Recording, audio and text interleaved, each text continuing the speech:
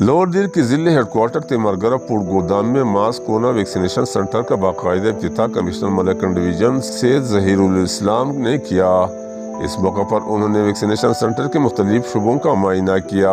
Mask جو میرے ہاتھ میں اس کو پہنیں، یہ ماسک بھی پہنیں، ہینڈ سینیٹائزر استعمال کریں، پرسنل ہائیجین کا خیال رکھیں، سماجی فاصلے برقرار رکھیں اور اس بیماری کا مقابلہ اللہ سے مغفرت مانگتے ہوئے، اللہ کی مدد مانگتے ہوئے، احتیاطی تدابیر کو اڈاپٹ کرتے ہوئے ہم کر سکیں۔ اس موقع پر deputy commissioner Lower Dir Aun Haider Gondal, additional A D C Ashfaq Ahmed Khan, A C Tahir Ali, TMO Timergara Shakeel Hayat Khan, D H O doctor Irshad Ali Roghani, سابقہ ایم پی اے محمد زمین خان ایڈوکیٹ اور مولانا نبی شاہ بھی موجود تھے۔ انہوں نے کہا کہ کورونا ویکسین پر حکومت کروڑوں روپے خرچ کر کے اسے عوام کو مفت میں دے جا رہا ہے۔ حکومت نے صحت انصاف سہولت کی طرح تمام لوگوں کو کورونا ویکسین کی مفت سہولت فراہم کر رہی ہے، اس لیے عوام خود کو محفوظ بنانے کے لیے کورونا ویکسین لگوائے۔